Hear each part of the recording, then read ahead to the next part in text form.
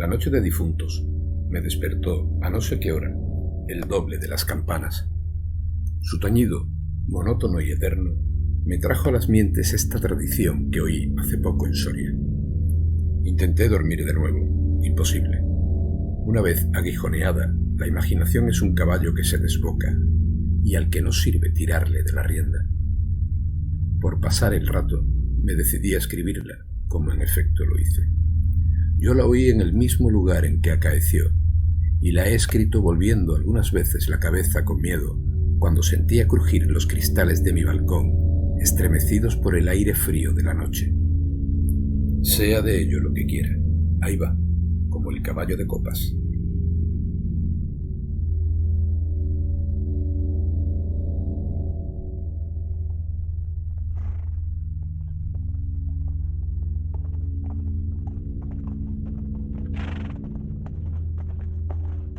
El Monte de las Ánimas.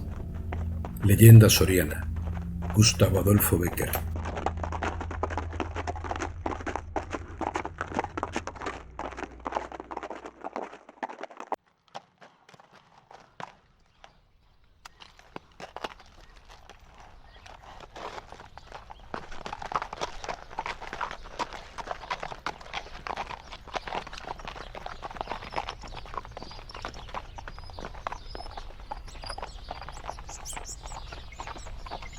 Atad los perros y haced la señal con las trompas para que se reúnan los cazadores.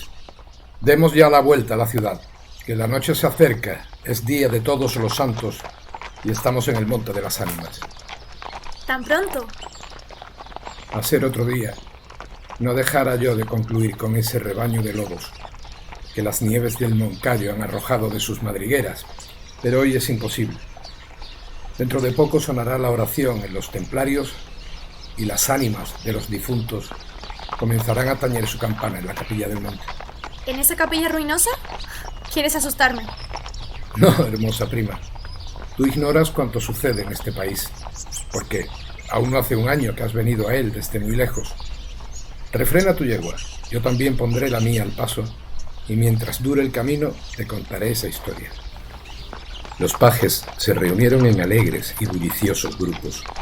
Los condes de Borges y de Alcudiel montaron en sus magníficos caballos y, todos juntos, siguieron a sus hijos Beatriz y Alonso, que precedían la comitiva a bastante distancia.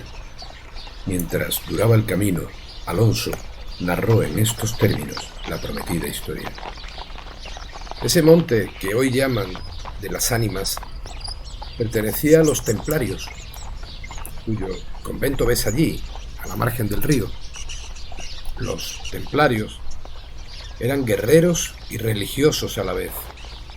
Conquistada Soria a los árabes, el rey los hizo venir de lejanas tierras para defender la ciudad por la parte del puente, haciendo con ello notable agravio a sus nobles de Castilla, que así hubieran solos sabido defenderla como solos la conquistaron.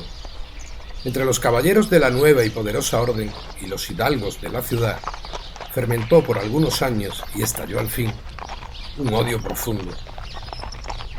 Los primeros tenían acotado ese monte, donde reservaban caza abundante para satisfacer sus necesidades y contribuir a sus placeres. Los segundos determinaron organizar una gran batida en el coto, a pesar de las severas prohibiciones de los clérigos con espuelas, como llamaban a sus enemigos. Cundió la voz del reto, y nada fue parte a detener a los unos en su manía de cazar y a los otros en su empeño de estorbarlo. La proyectada expedición se llevó a cabo. No se acordaron de ella las fieras. Antes la tendrían presente tantas madres como arrastraron sendos lutos por sus hijos. Aquello no fue una cacería, fue una batalla espantosa. El monte quedó sembrado de cadáveres. Los lobos, a quienes se quiso exterminar, tuvieron un sangriento festín. Por último, intervino la autoridad del rey, y el monte, maldita ocasión de tantas desgracias, se declaró abandonado y la capilla de los religiosos, situada en el mismo monte, y en cuyo atrio se enterraron juntos amigos y enemigos, comenzó a arruinarse. Desde entonces, dicen que cuando llega la noche de difuntos, se oye doblar sola la campana de la capilla y que las ánimas de los muertos, envueltas en jirones de sus sudarios, corren como en una cacería fantástica por entre las breñas y los zarzales. Los ciervos braman espantados, los lobos aúllan, las culebras dan horrorosos silbidos. Y al otro día se han visto impresas en la nieve las huellas de los descarnados pies de los esqueletos. Por eso en Soria le llamamos el Monte de las Ánimas, y por eso he querido salir de él antes de que cierre la noche. La relación de Alonso concluyó justamente cuando los dos jóvenes llegaban al extremo del puente que da paso a la ciudad por aquel lado. Allí esperaron al resto de la comitiva, la cual, después de que los dos jinetes se incorporaran, se perdió por entre las estrechas y oscuras calles de Soria.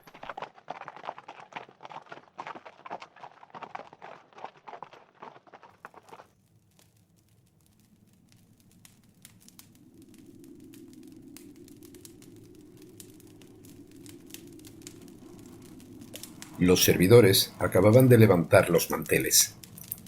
La alta chimenea gótica del Palacio de los Condes de Alcudiel despedía un vivo resplandor, iluminando algunos grupos de damas y caballeros que alrededor de la lumbre conversaban familiarmente, y el viento azotaba los emplomados vidrios de las ojivas del salón. Solas dos personas parecían ajenas a la conversación general: Beatriz y Alonso. Beatriz seguía con los ojos, absorta en un vago pensamiento, los caprichos de la llama. Alonso miraba el reflejo de la hoguera chispear en las azules pupilas de Beatriz. Ambos guardaban hacía rato un profundo silencio. Las dueñas referían, a propósito de la noche de difuntos, cuentos tenebrosos en que los espectros y los aparecidos representaban el principal papel. Y las campanas de las iglesias de Soria doblaban a lo lejos con un tañido monótono y triste. «Hermosa prima», exclamó al fin Alonso, rompiendo el largo silencio en que se encontraba. «Pronto vamos a separarnos, tal vez para siempre. Las áridas llanuras de Castilla, sus costumbres toscas y guerreras, sus hábitos sencillos y patriarcales, sé que no te gustan. Te he oído suspirar varias veces, acaso por algún galán de tu lejano señorío». Beatriz hizo un gesto de fría indiferencia. Todo un carácter de mujer se reveló en aquella desdeñosa contracción de sus delgados labios. «O tal vez por la pompa de la corte francesa donde hasta aquí has vivido», se apresuró a añadir el joven. «De un modo o de otro, presiento que no tardaré en perderte.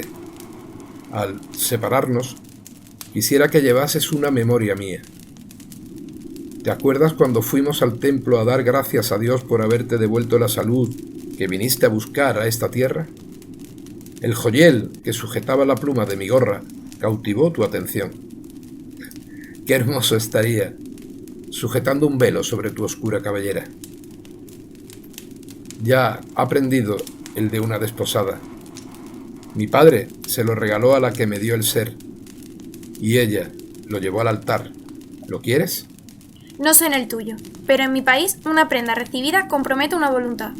Solo en un día de ceremonia debe aceptarse un presente de manos de un deudo, que aún puede ir a Roma sin volver con las manos vacías.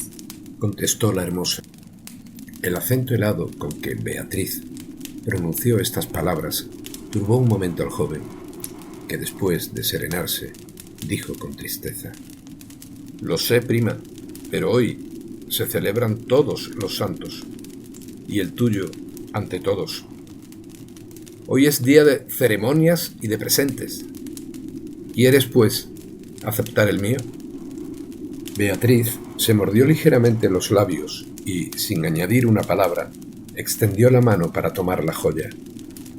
Los dos jóvenes volvieron a quedarse en silencio, y volvióse a oír la cascada voz de las viejas, que hablaban de brujas y de trasgos, y el zumbido del aire, que hacía crujir los vidrios de las ojivas y el triste, monótono doblar de las campanas.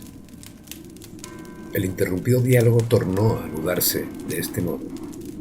Y antes de que concluya el día de todos los santos, en que así como el tuyo se celebra el mío, y puedes, sin atar tu voluntad, dejarme un recuerdo, ¿no lo harás?, dijo él clavando una mirada en la de su prima, que brilló como un relámpago, iluminada por un pensamiento diabólico. ¿Por qué no?, exclamó ésta llevándose la mano al hombro derecho, como para buscar alguna cosa entre los pliegues de su ancha manga de terciopelo bordado de oro. Después, con una infantil expresión de sentimiento, añadió: ¿te acuerdas de la banda azul que llevé hoy a la cacería? Y que, por no sé qué emblema de su color, me dijiste que era la divisa de tu alma. Sí. Pues se ha perdido, y pensaba dejártela como un recuerdo. ¿Que se ha perdido? ¿Dónde?, preguntó Alonso incorporándose de su asiento y con una indescriptible expresión de temor y esperanza. No sé, ¿en el monte acaso? ¿En el monte de las ánimas?, murmuró palideciendo y dejándose caer sobre el sitial. ¿En el monte de las ánimas? Luego prosiguió con voz entrecortada y sorda. Tú lo sabes, porque lo habrás oído 1000 veces. En la ciudad, en toda Castilla, me llaman el rey de los cazadores. No habiendo aún podido probar mis fuerzas en los combates como mis ascendientes, he llevado a esta diversión, imagen de la guerra, todos los bríos de mi juventud, todo el ardor hereditario de mi raza. La alfombra que pisan tus pies son despojos de fieras que he muerto por mi mano. Yo conozco sus guaridas y sus costumbres, y he combatido con ellas de día y de noche, a pie y a caballo, solo y en batida. Y nadie dirá que me ha visto huir del peligro en ninguna ocasión. Otra noche volaría por esa banda, y volaría gozoso, como a una fiesta. Y sin embargo, esta noche, ¿a qué ocultártelo? Tengo miedo. ¿Oyes? Las campanas doblan. La oración ha sonado ya en San Juan del Duero. Las ánimas del monte comenzarán ahora a levantar sus amarillentos cráneos de entre las malezas que cubren sus tumbas. Las ánimas, cuya sola vista puede helar de horror la sangre del más valiente, tornar sus cabellos blancos o arrebatarle en el torbellino de su fantástica carrera como una hoja que arrastra el viento sin que se sepa dónde.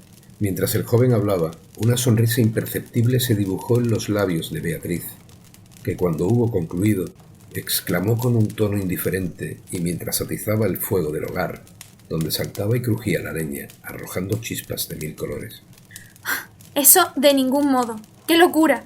¿Ir ahora al monte por semejante friolera? Una noche tan oscura, noche de difuntos, y cuajado el camino de lobos. Al decir esta última frase, la recargó de un modo tan especial que Alonso no pudo menos de comprender toda su amarga ironía. Movido como por un resorte, se puso de pie, se pasó la mano por la frente, como para arrancarse el miedo que estaba en su cabeza y no en su corazón, y con voz firme exclamó, dirigiéndose a la hermosa, que estaba aún inclinada sobre el hogar, entreteniéndose en revolver el fuego. Adiós, Beatriz. Adiós. Hasta pronto. ¡Alonso, Alonso!, dijo ésta volviéndose con rapidez, pero cuando quiso o aparentó querer detenerle, el joven había desaparecido. A los pocos minutos se oyó el rumor de un caballo que se alejaba al galope. La hermosa, con una radiante expresión de orgullo satisfecho que coloreó sus mejillas, prestó atento oído a aquel rumor que se debilitaba, que se perdía, que se desvaneció por último. Las viejas, en tanto, continuaban en sus cuentos de ánimas aparecidas. El aire zumbaba en los vidrios del balcón y las campanas de la ciudad doblaban a lo lejos.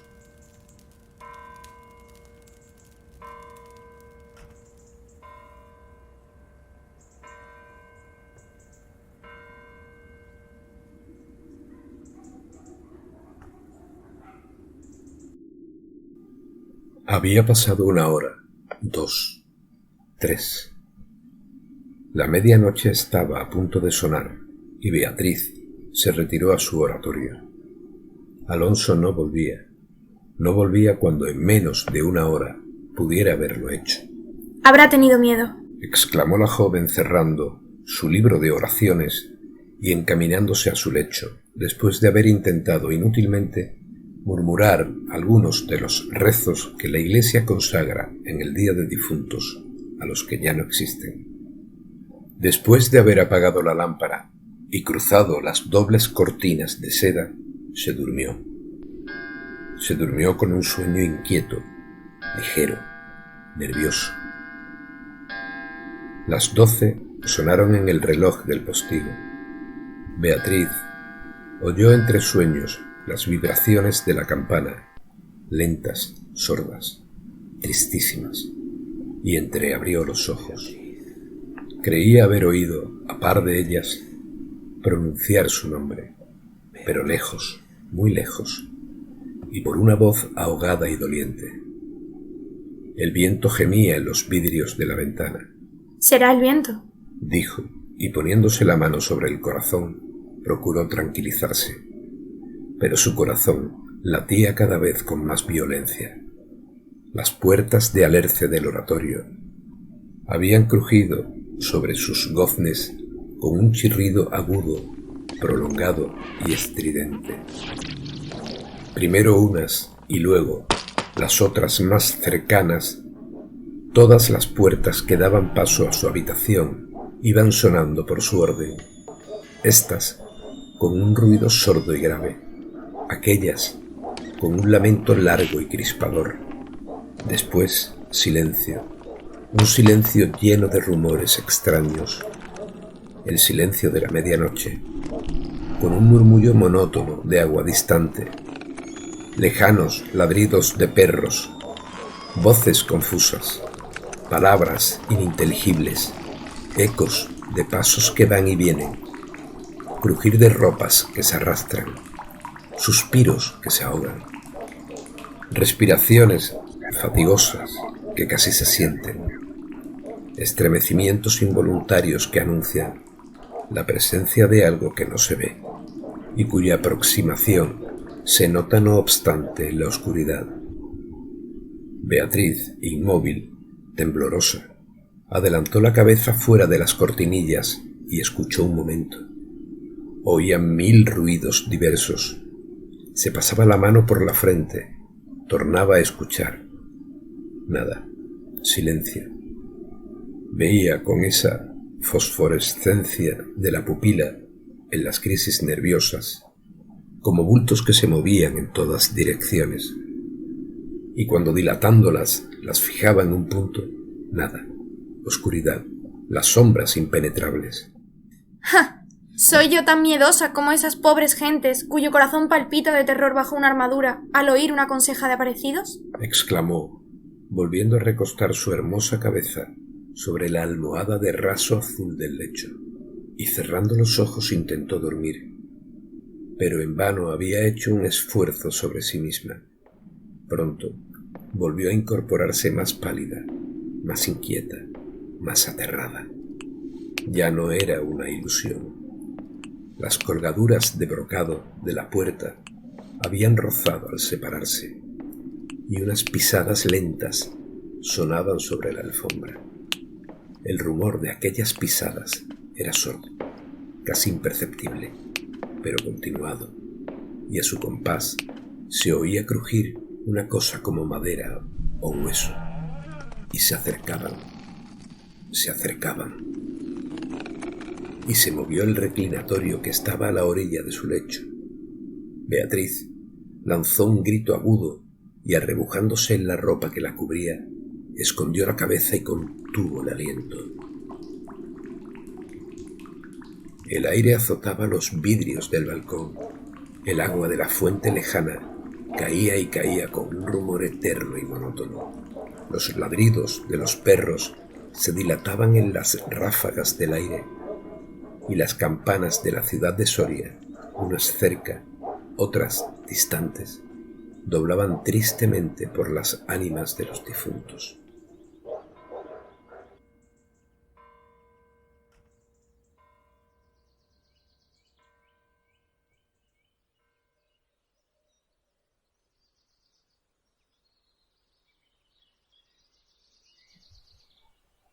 Así pasó 1 hora, 2, la noche, 1 siglo, porque la noche aquella pareció eterna a Beatriz. Al fin despuntó la aurora. Vuelta de su temor, entreabrió los ojos a los primeros rayos de luz.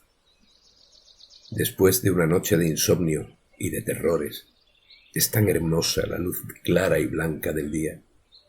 Separó las cortinas de seda del lecho y ya se disponía a reírse de sus temores pasados, cuando de repente un sudor frío cubrió su cuerpo. Sus ojos se desencajaron y una palidez mortal descoloró sus mejillas. Sobre el reclinatorio había visto sangrienta y desgarrada la banda azul que perdiera en el monte, la banda azul que fue a buscar a Alonso.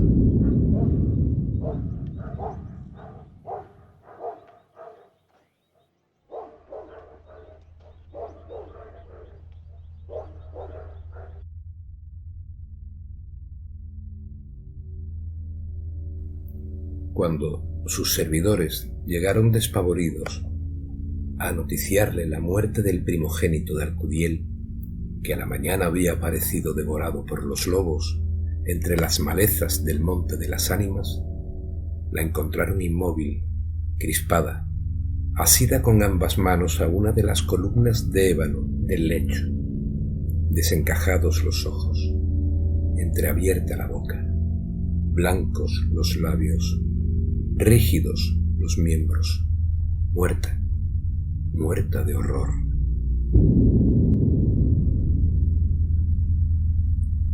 Dicen que después de acaecido este suceso, un cazador extraviado que pasó la noche de difuntos sin poder salir del Monte de las Ánimas y que al otro día, antes de morir, pudo contar lo que viera, refirió cosas horribles.